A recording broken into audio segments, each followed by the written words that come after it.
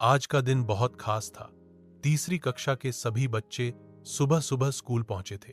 क्यों? क्योंकि आज था गणित का वार्षिक परीक्षा दिवस। कुछ बच्चों के चेहरे पर आत्मविश्वास था, तो कुछ के माथे पर चिंता की लकीरें। गोलू, जो हमेशा खेल कूद में आगे रहता था, आज थोड़ा डरा हुआ था। उसने रात भर तो पढ़ाई की थी, पर उसे डर था कि सवाल कहीं मुश्किल ना आ जाए। दूसरी तरफ चिंकी, जो बहुत मेहनती थी, मुस्कुराते हुए आई और बोली, डरने की क्या बात है गोलू, हमने जो पढ़ा है वही आएगा। टीचर मिस सुषमा कक्षा में आई और सभी को शांत होकर बैठने को कहा। पेपर बांटा गया। गोलू ने आंखें बंद कर प्रार्थना की और पेपर देखा। पहला सवाल ही वही था जो चिंकी ने उसे कल रात समझाया था। उसकी आंखों में चमक आ गई। पूरा कक्षा गहरे ध्यान में था। पेंसिल की आवाज और पन्ने पलटने की सरसराहट ही सुनाई दे रही थी।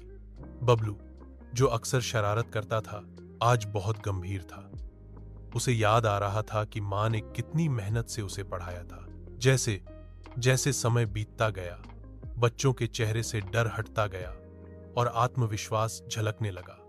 गोलू ने भी धीरे धीरे पूरे पेपर को अच्छे से हल किया। आखिरी सवाल थोड़ा कठिन था, पर उसने हार नहीं मानी और दिमाग लगाकर हल कर ही लिया।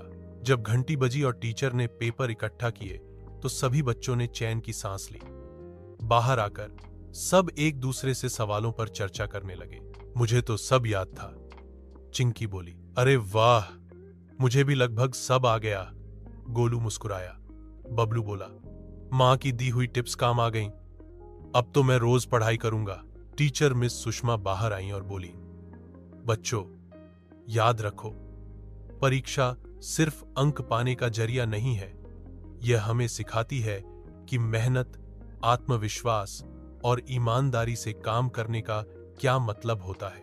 गोलू और बाकी बच्चे खुशी खुशी घर लौटे, यह सोचकर कि अब अगली परीक्षा की तैयारी भी वह पूरे जोश से करेंगे।